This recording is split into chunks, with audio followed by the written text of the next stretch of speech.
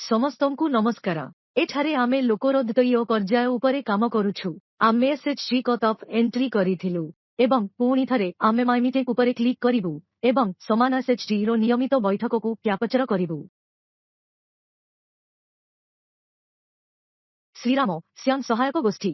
ଏଠାରେ ଆପଣ ଦେଖିପାରିବେ ଯେ ଶ୍ରୀରାମ ଶ୍ୟାମ ସହାୟକ ଗୋଷ୍ଠୀର ଶେଷ ବୈଠକର ସଂଖ୍ୟା ଏବଂ ତାରିଖ ଦୃଶ୍ୟମାନ ହେଉଛି। ଏଠାରେ ଥିବା ତିନୋଟି ବିନ୍ଦୁ ଉପରେ କ୍ଲିକ୍ କରନ୍ତୁ ଏବଂ ତାପରେ ଜେନେରେଟ୍ ମିଟିଂ ଉପରେ କ୍ଲିକ୍ କରନ୍ତୁ। ଆମେ ଜେନେରେଟ୍ ମିଟିଂ ଉପରେ କ୍ଲିକ୍ କରିବା ମାତ୍ରେ ଆମେ ଶେଷ ମିଟିଂ ନମ୍ବର ଦେଖିବୁ। ଶେଷ ବୈଠକ ତାରିଖ ଦେଖାଯିବ।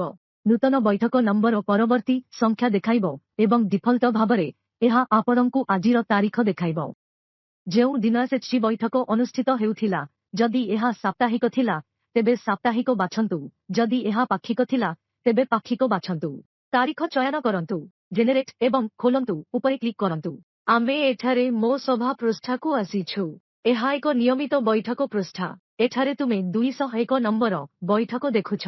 ଯଦି ଆପଣ ଏଠାରୁ ପୂର୍ବ ବୈଠକ ଦେଖିବାକୁ ଚାହାନ୍ତି, ତେବେ ଆପଣ ଏଠାରେ କ୍ଲିକ୍ କରି ପୂର୍ବ ବୈଠକକୁ ଯାଇପାରିବେ। ଏଠାରେ ଆପଣ ସମାନ ତାରିଖ ଦେଖିବେ, ଯାହାକୁ ଆପଣ ବୈଠକ ତାରିଖ ଭାବରେ ଚୟନ କରିବେ। ବୈଠକର ତାରିଖ ଏଠାରେ ଦୃଶ୍ୟମାନ ହେବ। ନିୟମିତ ବୈଠକକୁ 4 ଭାଗରେ ବିଭକ୍ତ କରାଯାଇଛି। ପ୍ରଥମେ ଉପସ୍ଥାନ, ସଦସ୍ୟ କାରବାର, ଗୋଷ୍ଠୀ କାରବାର ଏବଂ ବ୍ୟାଙ୍କ କାରବାର ଏବଂ ଆପଣଙ୍କୁ ନିୟମିତ ବୈଠକରେ ଏସବୁ ପ୍ରବେଶ କରିବାକୁ ପଡ଼ିବ। ଧନ୍ୟବାଦ।